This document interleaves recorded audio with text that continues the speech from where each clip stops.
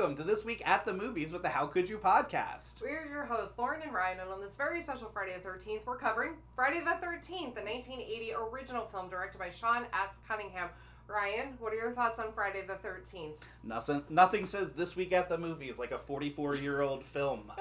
Yes. I am, especially a film that we have already covered on this show, but... Go listen to that episode.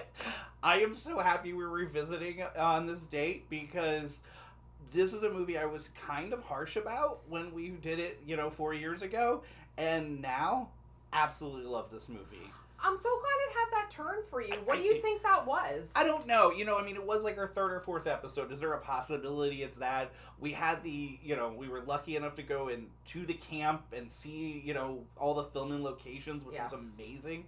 But honestly, I think it's just the great cinematography in the movie. Sure. I really have learned, seen the charm of it. I like all these characters now. I think what I found, to be not these fully fleshed out characters when I talked about it before, now I see as these really interesting, fun characters that seem like good people and just there to do a job and have a good time, and this horrible thing starts to happen.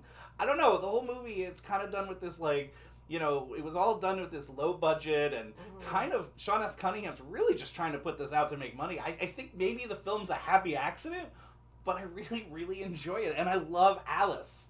You know what I really appreciate about everything you just said? You were like, they're really good people. And I was like, not to Mrs. Voorhees. And then you said, it's a happy accident. I'm like, not to Mrs. Voorhees, it isn't. But I totally agree with you. I think that, so there's a realm of people who talk about horror films right now and talk about cozy horror. And I think this is cozy horror, right? For all the reasons you just said.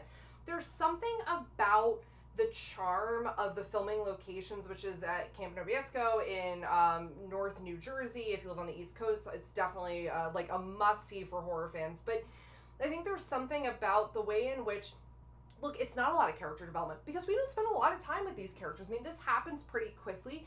I like a space that comes with its own folklore. I think that always feels like a nice entrance for horror. And I think sometimes the thing is when we're thinking about this film, we're thinking about what it was trying to follow up, which is Halloween, which is one of your all-time favorite movies. Yeah. Me too. And I think maybe that can account for some of the criticism you had 4 years ago. But I agree, your love for this has grown exponentially. And I also think, look, the thing that most people love about this franchise or come back to for it is Jason. And this isn't Jason's movie. So I think you were trying to find your footing with loving this film. Yeah, I just think it's so beautifully shot, and it's it just looks great.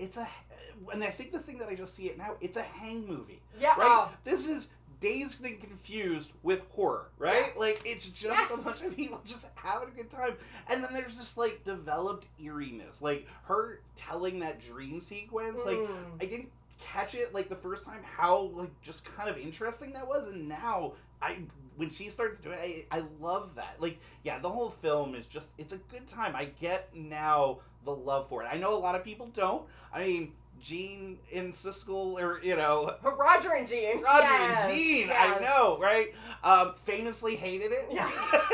I get why, but I think they were always, not always, but a lot of times a little a step behind on horror, and I get it too, because again, when you have something like John Carpenter's Halloween before this, it can be hard for this to live up.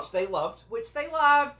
I think it can be hard to live up, but I think you have given everyone a reason to either pop into your VHS player or rent on any streaming service Friday the 13th in honor of celebrating today. I'm so glad we got to talk about this film. How cool would that be to just pop this into a VHS player tonight and watch? The nostalgia, the instant whirring sound, love it so much. There's nothing else somebody should be watching tonight, right? No, this is 100% what you're watching, unless you're watching part 4 because you want to watch some fun dance sequences. But other than that, you should be watching Friday the 13th tonight. And until next time, to Roger and Gene. To Roger and Gene.